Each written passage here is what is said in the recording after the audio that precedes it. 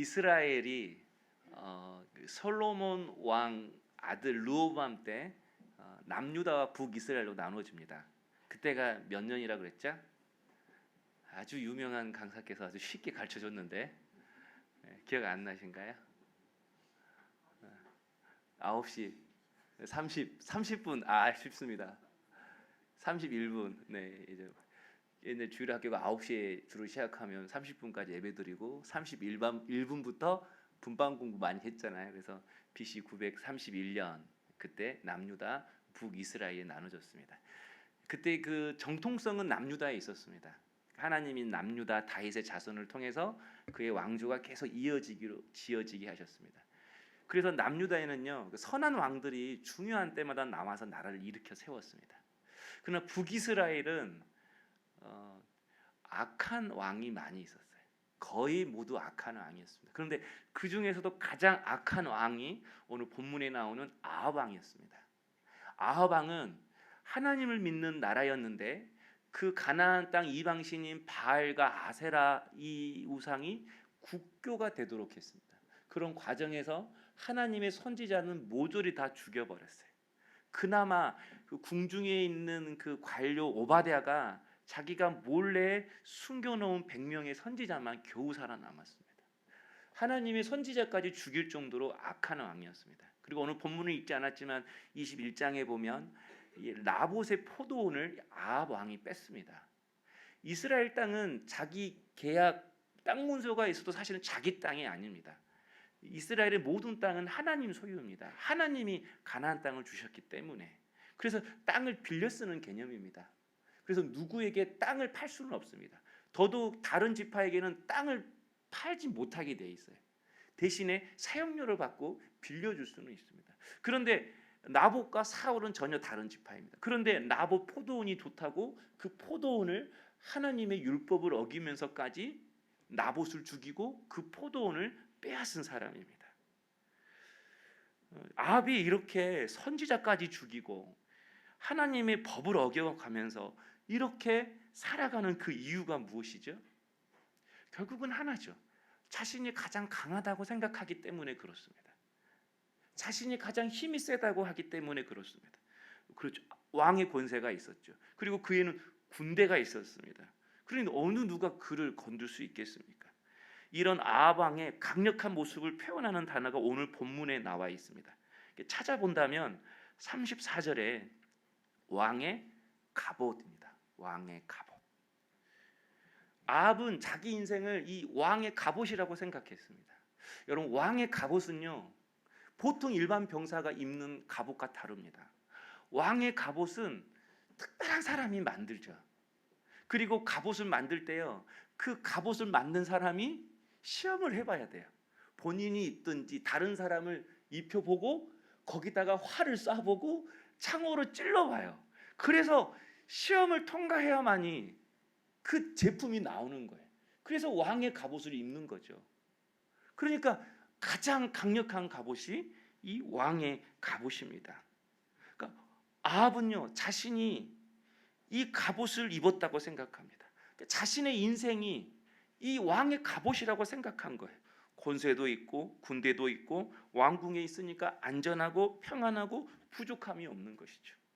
그래서 아합에게 있어서 인생은 왕의 갑옷 같은 거였어요. 그래서 오늘 말씀해 보면요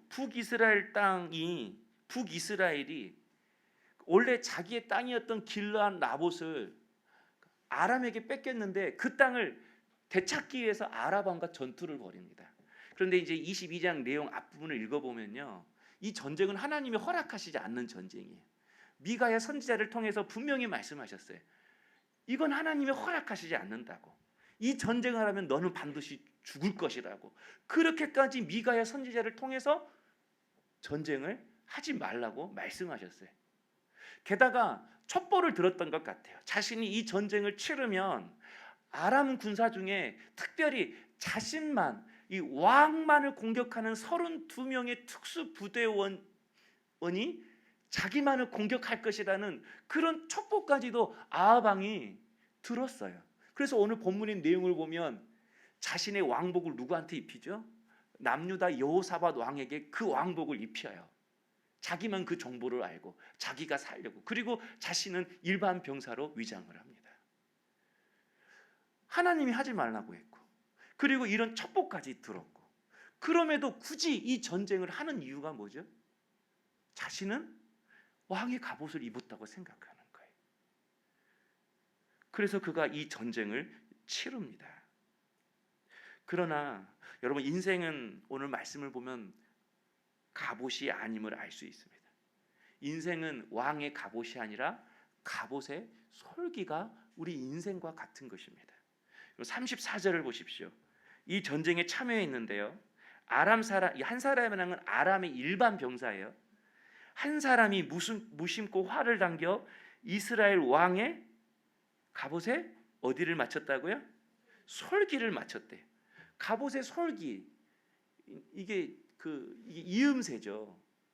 이렇게 팔까지 통으로 못 입잖아요. 팔을 자유롭게 움직이려면 최소한 어깨, 이런 데는 그 갑옷과 갑옷을 연결시켜야 되잖아요. 그리고 갑옷과 갑옷을 연결시키려면 그 이음새가 있어야 됩니다. 이 몸통 같은 경우, 이런 데는 그 철사나 아니면 과죽으로 그 철과 철의 이음새를 연결하는 거죠. 그러니까 여러분, 이 가슴이나 이런 보통 갑옷은요, 화살을 쏘도 안전한 거예요. 차고로 찔러도 안전한 거예요. 그런데 딱 약한 부분이 있다면 어디일까요? 그러면 왕의 솔기죠. 갑옷의 솔기.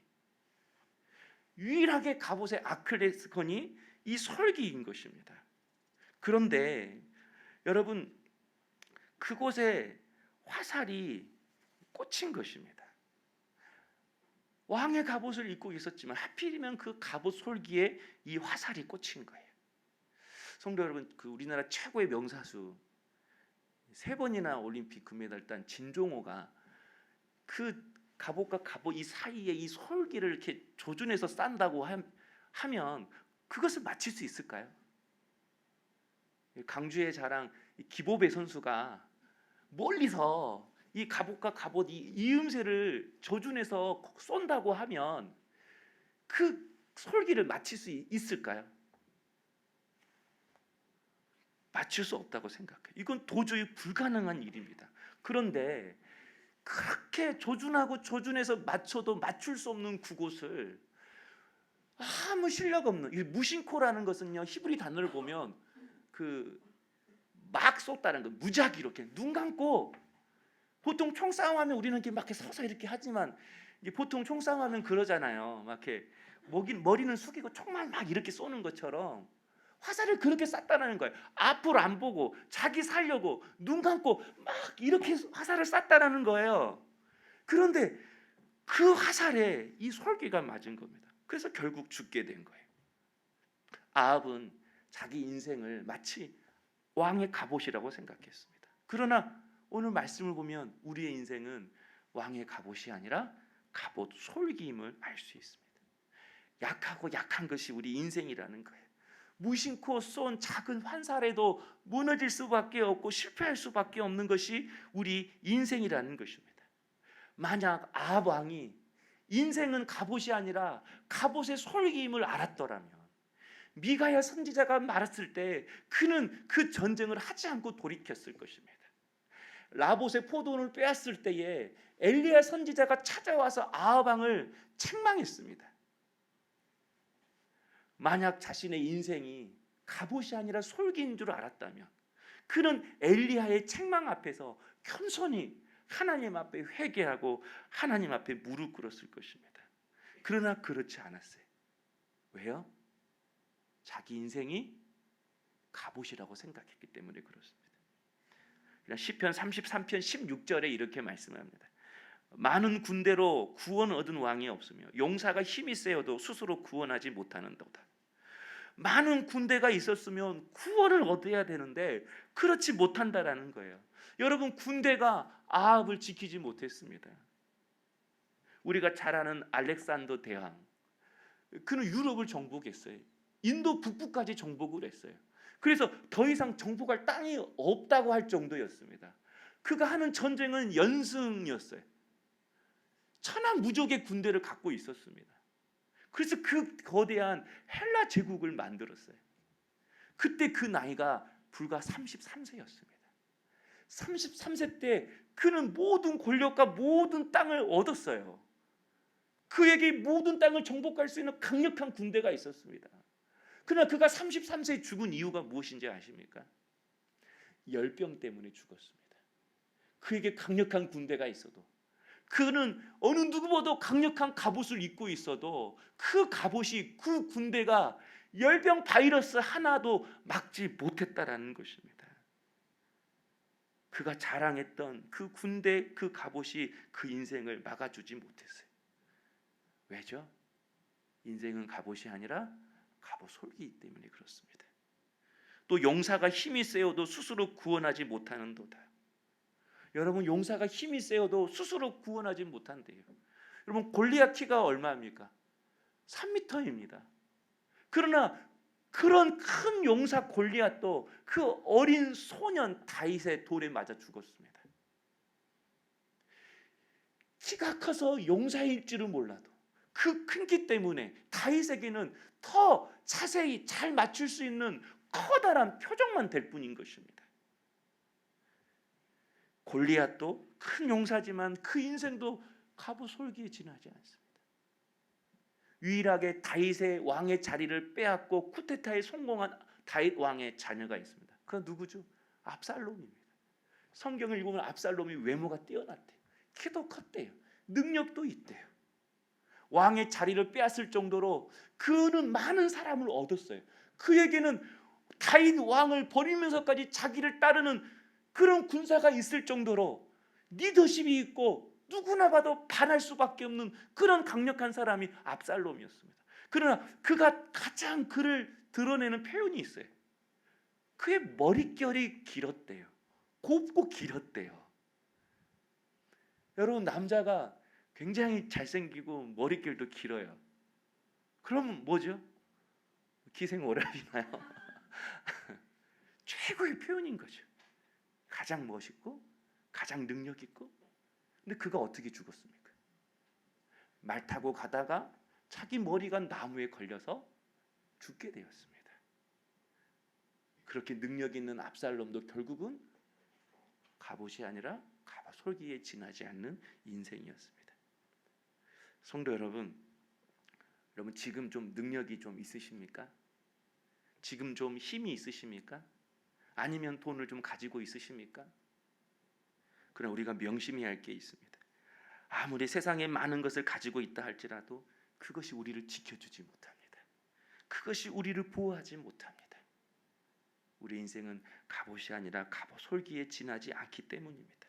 그러면 우리가 이 사실을 깨닫는다면 경제적이든 육체적이든 어떤 의미에서든지 지금 내가 당하고 있는 고난과 괴로움과 이 어려움이 있다면 그것이 그냥 나에게 힘들게 하는 그것이 아니라 오히려 그것을 통해서 내 인생은 갑옷이 아니라 갑옷 솔기임을 깨닫고 겸손히 주님 앞에 엎드리게 되는 그런 통로가 될 수 있기를 주님의 이름으로 축원합니다. 바로 이것이 자신의 연약한 인생을 깨닫는 자가 하는 행동인 것입니다.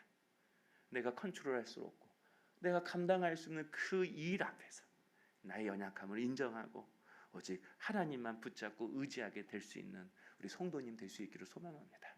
우리가 잘 알고 있는 바울, 그는 돈으로도 살 수 없는 유대인이었지만 로마 시민권을 가지고 있었습니다. 가말리엘 학파에서 최고의 교육을 받은 지성인이었습니다. 열정이 있었고요, 믿음이 있었고요, 평생 복음을 위해서 자신의 삶을 바쳤습니다. 뿐만 아니라 그에게는 능력도 있었잖아요. 1차 전도 여행지인 루스드라에서 네 발로 일어나 걸으라라고 했을 때 선천적으로 안주명이었던 그 사람이 벌떡 일어납니다. 설교를 듣고 있다가 2층에서 떨어져 죽은 유두거가 바울의 기도에 살아납니다. 그가 기도할 때 귀신이 떠나갑니다. 그는 놀라운 능력을 가지고 있었습니다. 하지만 그런 그에게 지병이 있었습니다. 그 지병이 얼마나 힘들었던지 그는 그 지병을 육체의 가시라고 표현을 했습니다. 그래서 하나님 앞에 이 육체의 가시를 없애달라고 3번이나 간절히 기도했다는 겁니다. 제가 말했잖아요. 3번이나 간절히 기도했다는 것은 없어주세요, 없어주세요, 없어주세요 이게 아니라는 거예요. 생명을 걸고 이것을 없애달라고 기도한 것이 3번이나 되었다라는 거예요. 그러면 여러분, 귀신도 쫓아내고 사람도 살리고 능력도 행하고, 그런 바울이 하는 기도라면 여러분, 자신의 병이 나아야 하지 않겠습니까? 자신이 건강해져야 되지 않겠습니까? 그러나 하나님은 다른 모든 기도는 다 들어줬어도 유일하게 자기 병을 낫게 해달라 하려는 그 바울의 기도만큼은 들어주지 않았습니다. 그러나 더 놀라운 것은, 비록 그가 이 병을 고침받지 못했고 여전히 이 지병을 가지고 주님의 일을 했지만, 신약 성경의 4분의 1이 바울이 쓴 편지입니다. 복음서를 빼면 3분의 1이 사도 바울이 쓴 편지가 신약 성경이 되었습니다. 더 놀라운 일을 한 것입니다. 여러분, 그 이유가 무엇이죠? 약하기 때문에, 자신이 가지고 있는 지병 때문에 기도하지 않고서는, 하나님이 은혜 주시지 않고서는, 하나님이 붙들어 주시지 않고서는 이것을 감당할 수 없기에 철저하게 하나님을 의지하고 붙들었더니 하나님이 그 놀라운 일을 행하셨다라는 것입니다. 거기서 은혜와 능력이 나온 겁니다. 성도 여러분, 바울이 만약 아프지 않았다면 어떠했을까요? 제 생각에는 바울이 아마 교주가 되었을 것 같아요. 아니면 교만해져서 결국은 자신이 다 능력받고 자신의 인생을 마무리했을는지도 모릅니다. 왜냐하면 사람은요, 자기도 모르는 순간에 교만해지기 때문에 그렇습니다. 고린도 후서 12장 7절에 내 육체에 가시곧 사탄의 사자를 주셨으니 이는 나를 쳐서 너무 자만하지 않게 하려 하심이라. 바울도 알았어요. 아, 내가 이 가시가 없었다면 내가 자만했을 거구나, 내가 교만한 사람을 살았을 게 뻔하구나. 바울 자신도 안 거예요. 자신의 모습을, 자신의 성품을. 그러나 이 가시 때문에 겸손하지 않고서는, 기도하지 않고서는, 하나님을 의지하지 않고서는 살아갈 수 없기에 철저하게 하나님을 붙들고 살아간 그 인생을 통해 하나님은 이 놀라운 일들을 행하신 것입니다. 그래서 하나님이 병 고쳐주시지 않을 때 왜 내 병 고쳐주지 않았냐고 주님께 원망하거나 따져 묻지 않았습니다. 내 은혜가 내게 족하다, 이 하나님의 음성을 믿음으로 받아들이고 이제 자기가 할 일은 오직 하나님의 더 풍성한 은혜를 구하는 것임을 바울이 깨닫게 되었습니다. 바울의 이 마음속에는 나는 왕의 갑옷이 아니라 나는 갑옷의 솔기에 지나지 않는다, 그런 믿음의 고백이 있었기 때문입니다. 사랑하는 성도 여러분, 그렇다고 해서 내가 약하다고 해서 주님이 약한 건 아닙니다. 내가 갑옷 솔기라고 해서 주님까지도 갑옷 솔기인 것은 아닙니다. 나는 약하지만 그분은 강하십니다. 나는 실패하지만 그분은 언제나 나를 새롭게 하십니다. 제가 저번에 말했죠. 약하면 어때요? 부족하면 어때요? 하나님이 나의 강함 되시고, 하나님이 나의 공급자 되시고, 하나님이 나의 인도자 되시는데, 오늘 이 시간 다시 한번 내 인생을 되돌아보기를 원합니다. 그 어떤 것도 군대도 용사도 나를 보호하지 못합니다. 나를 보호할 분, 나를 인도하시는 분, 나를 채워주시는 분, 내게 새 생명 주시는 분, 나를 쓰시는 분, 오직 그분이 하나님이십니다. 한 주간 동안도 우리가 이거 잊지 말고 오직 하나님께 붙들려 쓰임받기로, 하나님의 붙들려 이끌려 살기로 결단하고 다짐하는 우리 성도님 될 수 있기를 소망합니다. 주님이 나의 갑옷이 되어 주실 것입니다. 우리 시간 말씀 가지고 기도하겠습니다. 하나님, 인생은 왕의 갑옷이 아니라 갑옷의 솔기임을 알았습니다. 그 어떤 것도 나를 보호해 주지 못함을 알았습니다. 오직 하나님만이 나의 갑옷이고 나의 목자시고 나의 인도자시고 나의 공급자 되십니다. 지금 어렵고 힘든 이 상황이 있다면 그것을 통해서 나는 갑옷 솔기임을 깨닫고 겸손히 더욱 주님만을 의지하는 인생 되게 하시고, 이 한 주간 동안도 하나님께 붙들려 이끌림 받는 나의 삶이 되게 해달라고 우리 말씀 의지하시면서 우리 함께 기도하겠습니다.